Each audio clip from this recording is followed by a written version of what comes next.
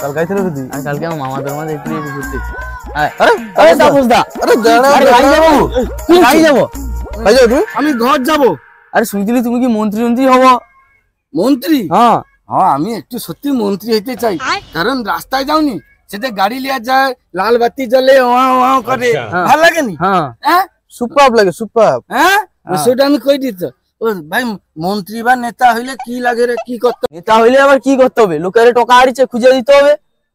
মানে লোকের টাকা হারাইলে খুঁজে দিতে হবে? হ্যাঁ। ও আচ্ছা আচ্ছা। কারো বউ মরিছে হ্যাঁ তাকে সান্ত্বনা দিতে হবে, তাহলে তো নেতার পরিচয় পাবো নাকি? দো হ্যাঁ অখন কে কাই মরে দে তাই খুঁজবো কত? খুঁজে দেখো, হ্যাঁ খুঁজে দেখো। আরে পাড়ার দিকে দেখো তবে তো নেতা হবো নাকি?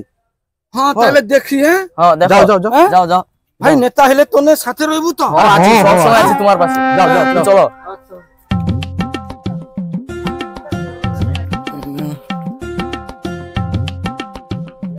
এ মা ও সেটি ব্যাগ কান্দে গেলি রে, এইবার মনে হয় আমার নেতা হওয়ার সময়টা আসছে। হ্যাঁ এইবার আমি নেতা হব, সুযোগ পাইছি ছাড়বো নি। ও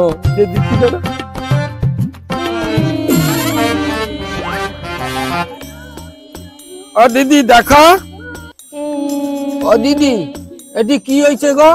তার স্বামী মারা যাইছে। তার স্বামী মরিচা?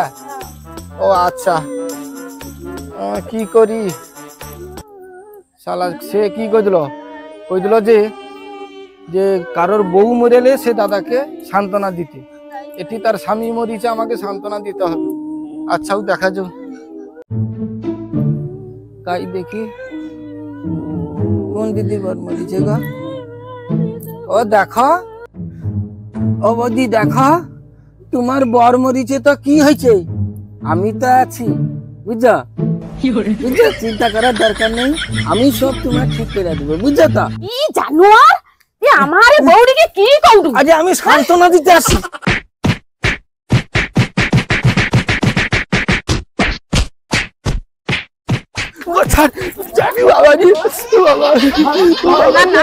আমি আর জীবনে নেতা হবনি বাবা, জীবনে নেতা হবনি।